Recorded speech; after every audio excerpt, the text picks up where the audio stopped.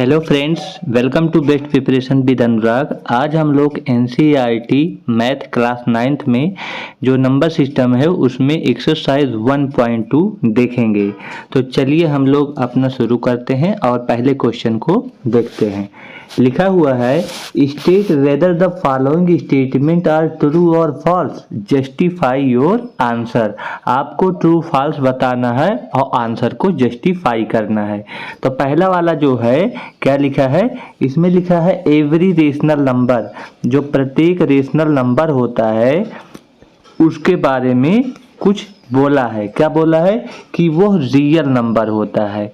क्या सारे के सारे जो इरेशनल नंबर हैं, रेशनल नंबर नहीं इरेशनल नंबर, क्या वो रियल नंबर होते हैं?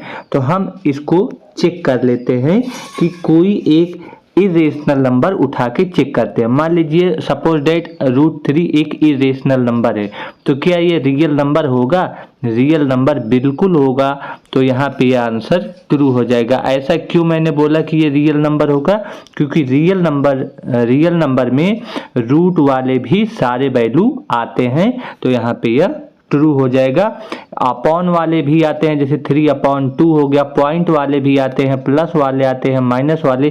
तो रियल नंबर में सारे के सारे नंबर आते हैं, इसीलिए कह रहा है सारे के सारे जो इरेशनल नंबर होंगे, एवरी इरेशनल नंबर, क्या वो रियल नंबर में आएंगे? तो यस ऑफ कोर्स वह रियल नंबर में आएगा, और अगर आएगा तो आंसर हमारा ट्रू होगा।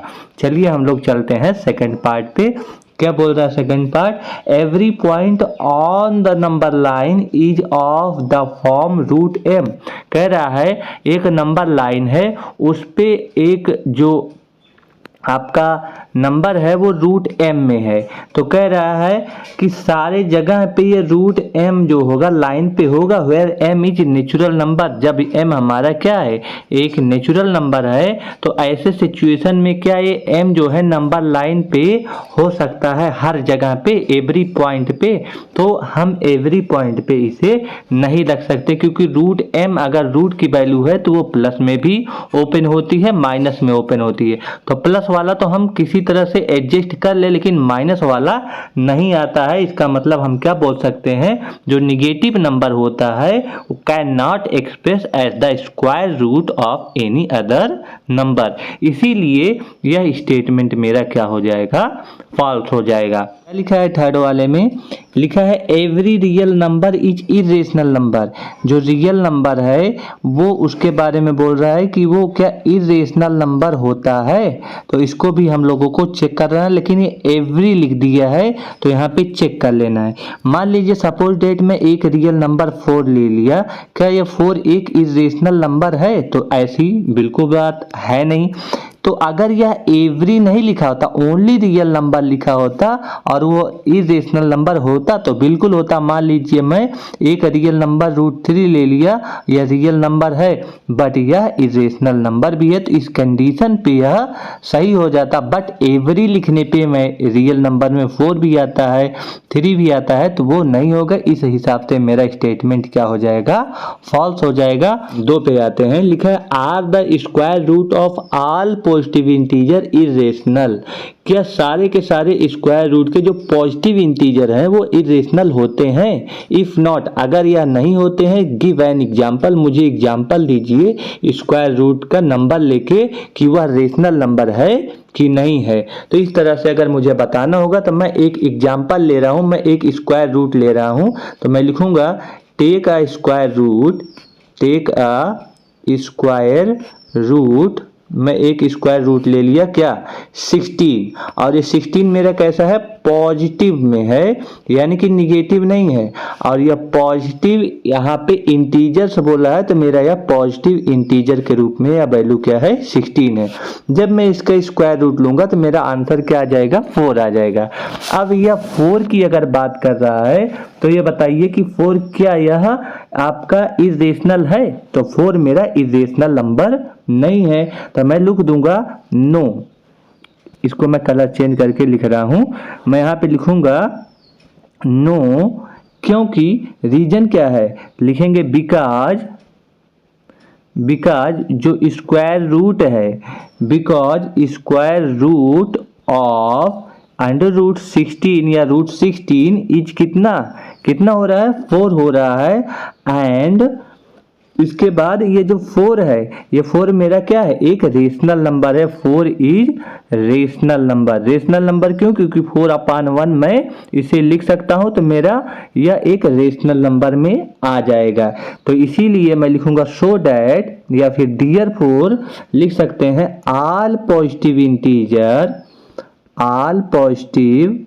इंटीजर क्या होगा, आर नॉट इरेशनल। मेरे सारे पॉजिटिव इंटीजर क्या होंगे, इरेशनल नहीं हो सकते हैं। तो इस हिसाब से स्टेटमेंट अगर देता तो यह फॉल्स होगा, बट रीजन पूछ रहा था तो रीजन में मुझे लिखना था, तो यह हम। क्वेश्चन नंबर 3 देखिए क्या कह रहा है, लिखा है show how √5 can be represented on the number line. यानी कि √5 है, मुझे नंबर लाइन पे रिप्रेजेंट करना है।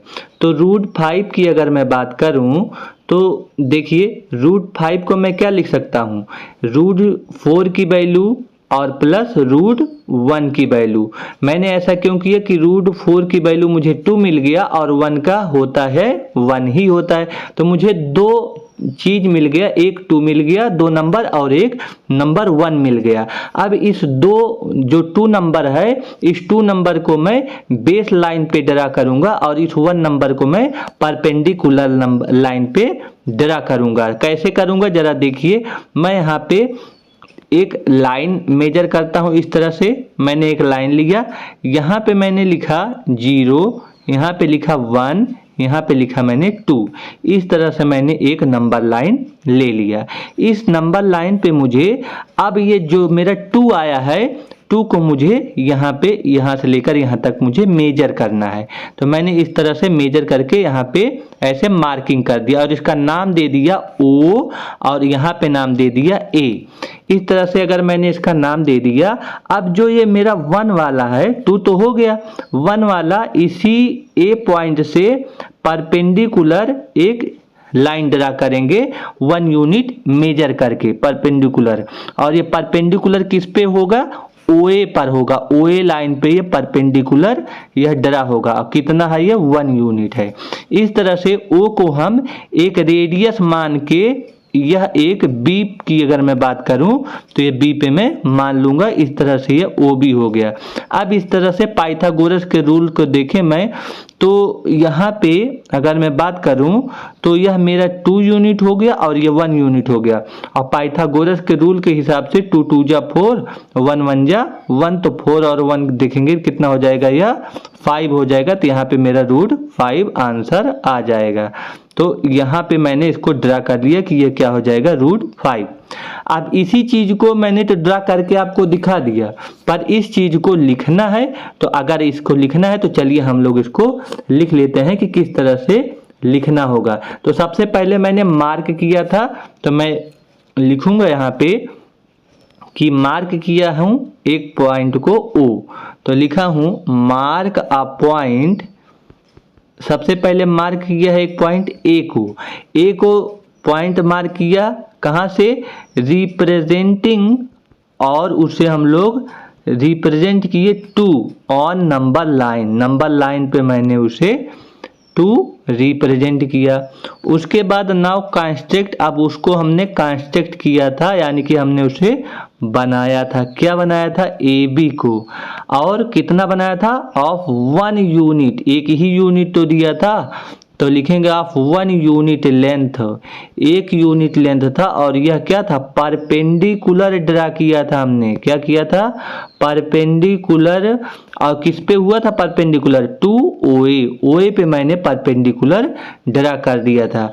जब परपेंडिकुलर ड्रा किया तो मैंने एक पॉइंट लिया, तो यहाँ पे लिखेंगे टेकिंग O, मैंने O को लिया और O को क्या माना, सेंटर माना, एज अ सेंटर मैंने उसे एज अ सेंटर की तरह से मान लिया। और जो O से लेकर B पे था, आप लोग देखेंगे तो वह OB क्या था, रेडियस था। OB इज क्या है, रेडियस मैंने उसे माना। तो यहाँ पे लिखेंगे OB इज रेडियस। अब यहाँ पे मैं लिखूंगा, ड्रा कर दूंगा क्या एन आर्क, मैं एक आर्क ड्रा कर दूंगा और आर्क ड्रा होने के बाद उस नंबर लाइन पे जहां पे वो मिलेगा उसे हम लोग एक सी पॉइंट देंगे। तो लिखेंगे आर्क ड्रा करने के बाद इंटरसेक्ट करेगा, क्या करेगा, इंटरसेक्ट एट अ पॉइंट किस पे, सी, मैंने उसे सी पे पॉइंट कर देंगे और वही मेरा क्या हो जाएगा, √5 हो जाएगा। तो यहाँ पे मैं लिख दूंगा सी हमारा जो आया, C is represented √5, C is represented या रिप्रेजेंटिंग, क्या रिप्रेजेंट करेगा, √5 रिप्रेजेंट करेगा। जैसे मैंने चित्र आपको बताया था कि इस तरह से था, यहाँ पे 0, यहाँ पे 1, यहाँ पे 2 और इस तरह से यहाँ पे मैंने OA लिया था, यह 1 यूनिट ये परपेंडिकुलर और इसको B माना था। तो यह सेंटर मान के यहाँ से मैं एक आर्क ड्रा करूंगा, जहाँ पे ये मिलेगा ये मेरा C पॉइंट हो जाएगा, ये मेरा A पॉइंट है। इस हिसाब से अगर देखेंगे तो यही C मेरा पॉइंट √5 हो जाएगा। तो यह आंसर सेट हो गया मेरा। चलिए एक्सरसाइज 1.2 यहाँ पे कंप्लीट हुआ। मिलते हैं हम लोग अपने अगले वीडियो में। आप लोग बने रहिए, keep watching and share subscribe जरूर करें। वीडियो आपको कैसा लगा जरूर बताइएगा कमेंट में। ओके, धन्यवाद।